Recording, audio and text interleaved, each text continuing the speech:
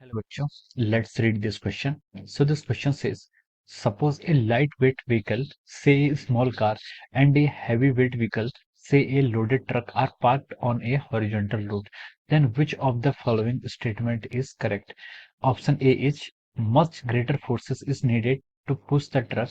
Option B is equal force is needed to push the truck and car. Option C is no force is required to move the vehicle. Option D is none of the above. Okay, तो चलिए बच्चों, अब हम इस question को start करते हैं। तो देखिए बच्चों, इस क्वेश्चन का जो आपको की कॉन्सेप्ट होगा, इस क्वेश्चन का आप की कॉन्सेप्ट लिख सकते हैं।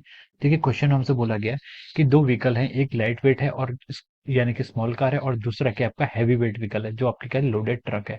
उन दोनों को हमने क्या किया, हॉरिजॉन्टली एक रोड पर पार्क किया है। तो हमसे पूछा गया कि which of the following statement is correct, कौन सा स्टेटमेंट क्या करेक्ट है।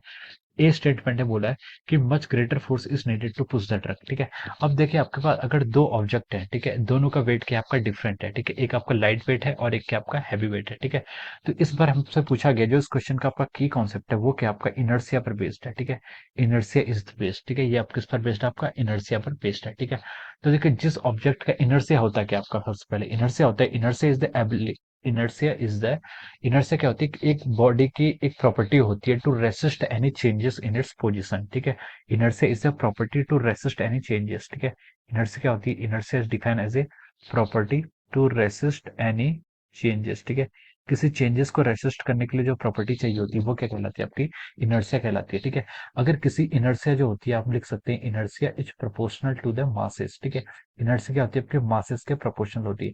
आप उसके ऑब्जेक्ट का जितना ज्यादा मास होगा उतना ज्यादा उसके पास क्या होता है, इनर्सिया होता है। और जितना ज्यादा इनर्सिया होगा उसकी टेंडेंसी उतनी ज्यादा होगी कि वो अपने आप को चेंज ही ना करे। ठीक है, जिसका जितना ज्यादा मास उसका उतना ज्यादा इनर्सिया, और जिसका इनर्सिया जितना ज्यादा, उससे ये पता चलेगा कि वो ऑब्जेक्ट क्या करना चाह रहा है, अपने आप को चेंज ही नहीं करना चाह रहा है। ठीक है, यानी कि उसके अंदर का रेजिस्टेंस कितना होगा, उतना ज्यादा होगा। ठीक है, तो inertia is proportional to mass and inertia is proportional to resistance also. Okay, अब देखिए क्वेश्चन में उसने क्या बोला कि हमें बताना है कि कौन सा स्टेटमेंट क्या आपका यहाँ पर ट्रू है। ठीक है, देखिए ए स्टेटमेंट में चलते हैं। ए में बोला कि उसने much greater force is needed to push the truck. ठीक है, अब देखिए आपका जो ट्रक है वो क्या आपका हैवी वेट है, ट्रक क्या आपका हैवी वेट है, उसका वेट क्या होगा, ज्यादा होगा। ठीक है, ट्रक का जो वेट है वो क्या आपका हैवी होगा। ठीक है, किसके लिए, ट्रक के लिए। ठीक है, अगर देखिए इसका वेट ज्यादा है, इसका मतलब क्या होगा, इस पर जो आपका इनर्सिया लग रहा है, इनर्सिया क्या होगा, आपका इनर्सिया ज्यादा होगा। इनर्सिया ज्यादा होगा तो हम यहाँ से बोल सकते हैं कि इसका जो रेजिस्टेंस होगा, ठीक है, रेजिस्टेंस भी क्या होगा, इसका ज्यादा होगा। ठीक है, तो यानी कि इसका रेजिस्टेंस ज्यादा होगा। तो यानी कि इसको हमें क्या करने के लिए, चेंज करने के लिए, ठीक है, इसको पुश करने के लिए, पुल करने के लिए हमें ज्यादा अमाउंट का फोर्स देना पड़ेगा। ठीक है, तो हम बोल सकते हैं कि यस, ये स्टेटमेंट क्या आपका राइट है। ठीक है, हम बोल सकते हैं कि आपका जो स्टेटमेंट ए है ये क्या आपका राइट है। अब चलिए, अब हम चलते हैं स्टेटमेंट बी की तरफ। बी में हमसे बोला कि equal force is needed to push the truck and the car. ठीक है, तो देखिए इक्वल फोर्सेस चाहिए कि हमसे बोला है, तो ये फोर्स क्या हो जाएगा, ये ऑप्शन आपका रॉन्ग। ठीक है, इनर्सिया होता है, जो फोर्स होता है वो उसके इनर्सिया के प्रोपोर्शन देना पड़ेगा। जिसका ज्यादा इनर्सिया उसको ज्यादा फोर्स, जिसका लेस इनर्सिया उसको कम फोर्स देना पड़ेगा। ठीक है, तो बी ऑप्शन आपका रॉन्ग। सी में बोला है कि उसे no force is required to move the vehicle. ठीक है, व्हीकल्स को मूव करने के लिए आपको कोई फोर्स ही नहीं देना पड़ेगा। ठीक है, तो ये भी आपको क्या हो जाएगा, रॉन्ग हो जाएगा। ठीक है, this option is also wrong.